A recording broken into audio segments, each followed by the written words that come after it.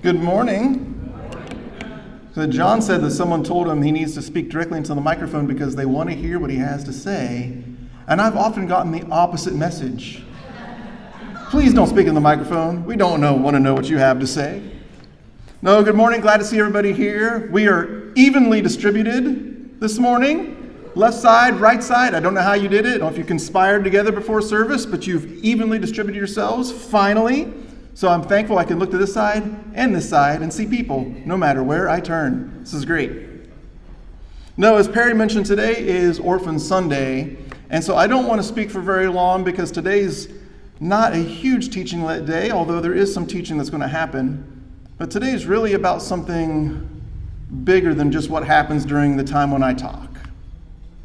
This is a time when we actually get to put into practice the things that we often talk about. And when push comes to shove, if we've learned anything from parables, it's more important to do the things you're supposed to do than to talk about the things you're supposed to do. We're supposed to actually be doing them. And so I want to look at two different stories from Scripture. It'll take about 15 minutes. We'll give, and then we'll meet up again next week, same time, same place. And we'll talk about what we give and how grateful we are to be able to be in a position to be able to give. Because not everyone is in a position where they have the ability to give. Instead, they're in the position where they are depending upon someone else to give so that they have what they need.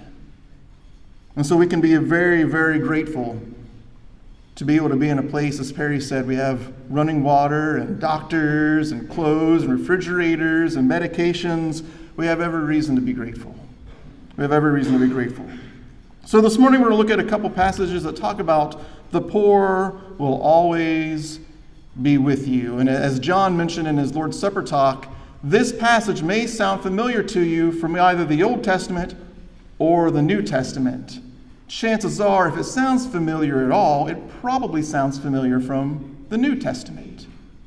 So we're going to look at that story from the New Testament, and then we're going to look at the story from the Old Testament, where the New Testament borrowed from. So I did not tell John to say any of those things that he said, but apparently I have a pattern. And he's picked up on my pattern, which is start in the Old Testament, go to New, or start in the New Testament, go to the Old, but they're almost always both there. Almost always both there.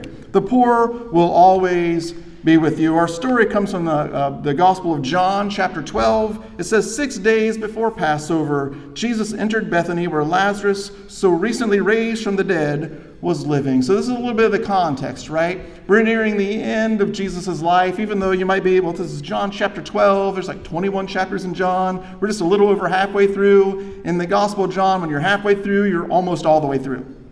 As far as timeline goes, you're almost to the end, even though you're only halfway there. It's bizarre math. 6 days before Passover, Jesus entered Bethany, where Lazarus was so recently raised from the dead. If you remember that story from John chapter 11, they enter into Bethany. Jesus had known that Lazarus, his friend, was dead, but he waits 4 days for him to be good and dead. Actually, finds out he's sick, waits 4 days, comes, shows up. Everyone's distraught because how could you do this? Why did you wait so long? He raises Lazarus from the dead. Everyone but the Pharisees rejoice. They run back to Jerusalem just a few miles away, and they go and they tell what Jesus had done, and they have to do something to stop this man. And they actually want to do something to stop Lazarus too. So this is the next chapter. 6 days before Passover, they're in Bethany. Lazarus and his sisters invited Jesus to dinner at their home, and Martha served, which is no surprise. Lazarus was one of those reclining at the table with them. If this is just more of a mental note, if you're reading Scripture, like reclining at a table, what does that look like? Now, I won't demonstrate it for you because my back hurts. But imagine a table being very, very low to the ground, and you're kind of laying on your side. The table's here, your feet are over here, you're reclining, maybe propped up on your arm, and you're eating and talking to everyone. So apparently in the ancient world, you were never comfortable, ever. So Jesus and his disciples and Lazarus and Mary, they're all reclining at the table, and they're all laying there and eating their food. Actually, Mary's not there. She will be in just a second. I want you to picture, because of, you might picture Mary crawling under a table to do what she does next, but she doesn't have to crawl under a table, because that's not how they sat at tables. They didn't sit, they laid down, and their feet were facing away from the table. Mary came in with a jar of very expensive aromatic oils. She anointed Jesus' feet and then wiped them with her hair. The fragrance of the oils filled the house. When it says very expensive, it means a full year's wage for an average person. A whole year. Could you imagine working? I don't know how long you'd have to work to be able to save up an entire year's savings. But Mary has a year's worth of savings, and she brings that in the value of this oil. She kneels down at his feet and pours it on his feet, then wipes his feet with her hair, and the smell fills the room. Judas Iscariot, one of the disciples, even then getting ready to betray him, said, "Why wasn't this oil sold and the money given to the poor?" Now, before you are too harsh on Judas here, because you know what he's going to do later, this is a natural thought that a lot of us have. When you see something that you think is just an extravagant cost, and you come up with 10,000 ways it could have been spent better, right? Such waste. So Judas says, why are we wasting all this money on Jesus? To phrase it another way, it would have easily brought 300 silver pieces. We could have got so much money for this. Imagine the good we could have done with what she just wasted. He said this not because he actually cared about the poor, but because he was a thief. He was in charge of their common funds, but also embezzled them. So he's skimming a little bit off the top every now and then. If you've been watching the Chosen series, you've kind of seen different areas where they have the character of Judas doing just that.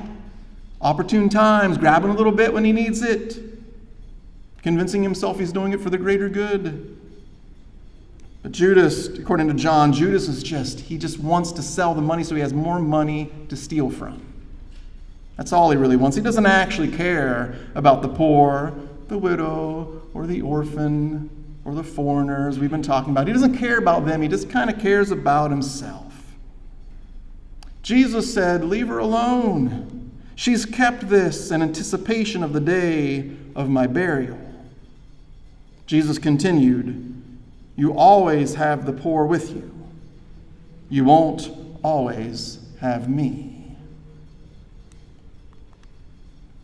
What does Jesus mean? Many people have taken what Jesus said as some sort of announcement that the poor will always be around. There's no sense in taking expensive things and spending it on the poor. No matter what you do, they'll always be around, but I won't be, so spend it on me. A lot of people, and you're like, that sounds like a crazy interpretation. It is. But you only know it's crazy if you know what the Old Testament says. Otherwise, it makes perfect sense. You're like, well, okay, if someone other than Judas had said it, I might agree. Right? If Peter had said it, or if Matthew had said it, I might agree. Yeah, what are we doing? But I don't agree because it's Judas that said it.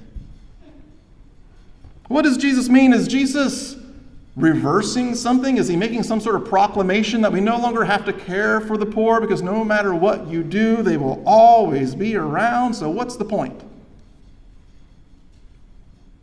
Well, let's take a look at some Old Testament passages, all from Deuteronomy.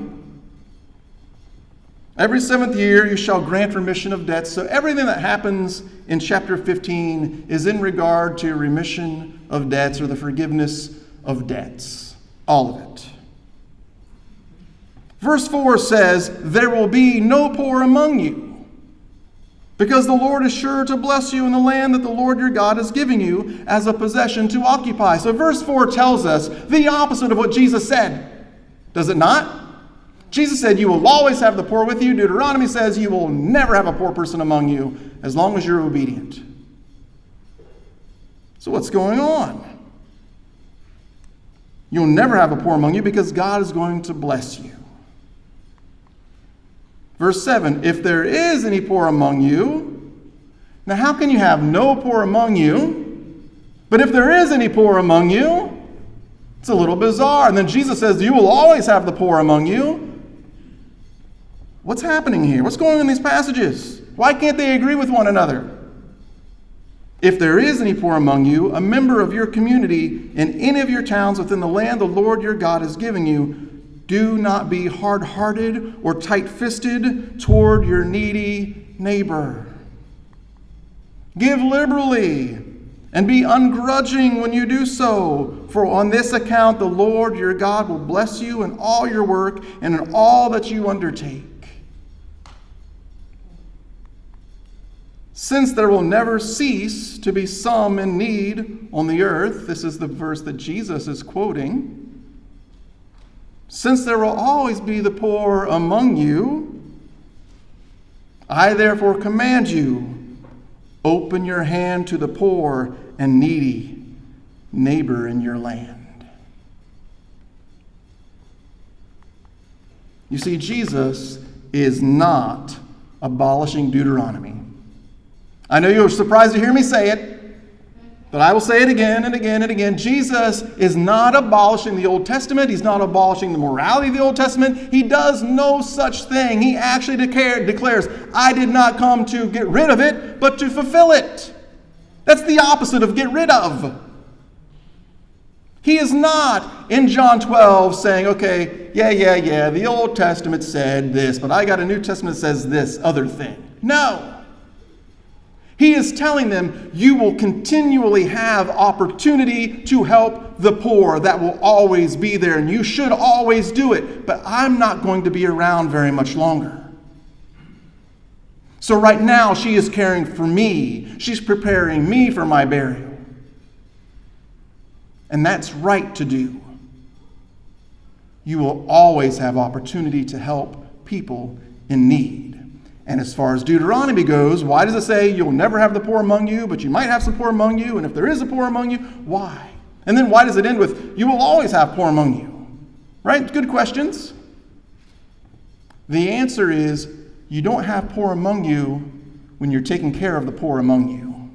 Because suddenly they're no longer poor because you took care of them.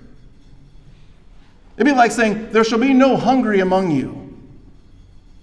Well, what if someone comes in, they're hungry? Well, you fed them, and voila, like magic, they're not hungry anymore. You have the poor among you, and it's not like magic, it's through obedience. They're not poor anymore. They have what they need. Jesus is not abolishing Deuteronomy. Jesus is upholding Deuteronomy. And he's telling his disciples at that table, you will have the rest of your lives to care for the poor, because the poor will be here. And it's our job to care for them. But I'm not going to be here. So it's okay to care for me now. Because one day I won't be here to be cared for. Jesus is not somehow relieving us from the duty and the obligation of loving our neighbor. It's quite the opposite. Jesus is including himself as a neighbor who in that moment needs to be cared for. And that's what Mary does with an entire year wages. That's what she does. Taking care of the poor is always our task. Social media might deceive us, but our task is not to argue with people about various minute and sometimes unimportant doctrines. Our task is to love.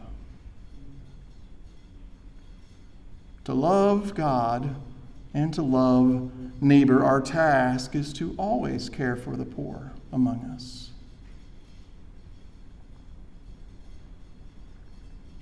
Because there might have been a time when you needed someone to help you, and somebody did.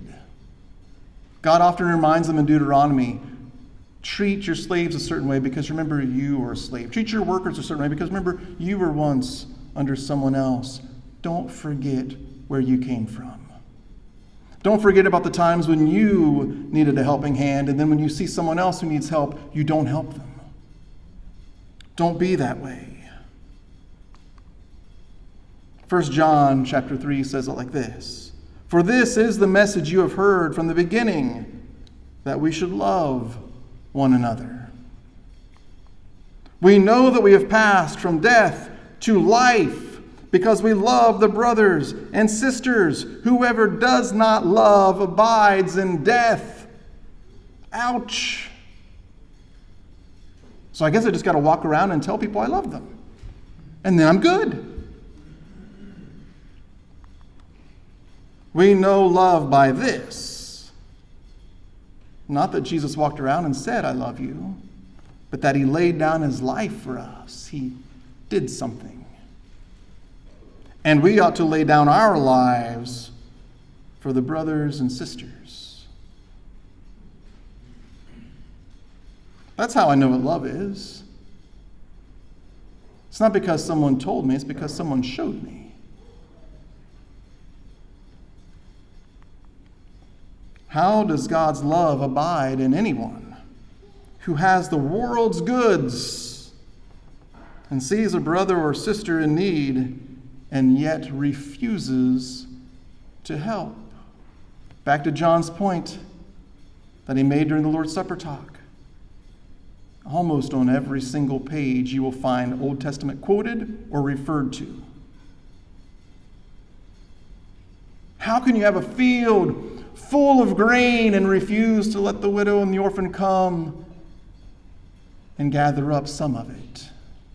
How can you say that you love God and God's love abides in you, but you do not give?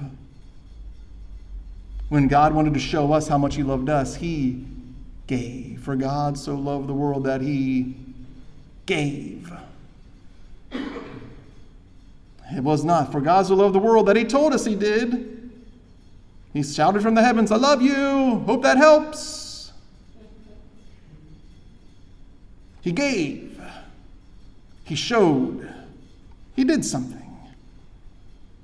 How does God's love abide in us if we have what someone else desperately needs and we refuse to give it? James 1:27. As far as God the Father is concerned, pure, unsullied devotion. Your translation might have the word religion there, pure religion. But again, religion in the ancient world meant way of life. A pure way of life works like this: you should visit orphans and widows in their sorrow and prevent the world leaving its dirty smudge on you. We have various things that we do here to try and help our community, help the people around us, and show our love for our neighbor. Today just happens to be a special day where we're taking a special offering to do that same thing again. As Perry said, we're going to find we'll get some voluntold people up here to grab these little baskets and go around and collect. But this is a special offering. This is a special time where we get to give. And we talked about Job last week and how Job fulfilled the law of Deuteronomy by caring for the poor. We can also take this moment to fulfill that same law by not being tight-fisted, by being liberal and generous, and also remembering that there is some church somewhere that for every dollar you give, they're going to add 50 cents to it. So if you ever wanted to plant a seed and watch it immediately grow, today is the day, because that is precisely what's going to happen. So instead of having an invitation, the invitation is to give. Do we have our volunteers yet? We have our volunteers. Perry's going to come up and lead a final song, and as he does so, the invitation is to give. Also remember that if you don't have your checkbook or we don't do debit card transactions here at the church, you can give online though. You can go to our website Click on the Tithely, and when you give, just write down orphans in the subject line, and that way we know where to put that money. And then we'll pick up where we left off next week. And if you are writing a check, you're writing it to the thing right down at the lower left of the screen, Orphans Lifeline International. If you're writing a check.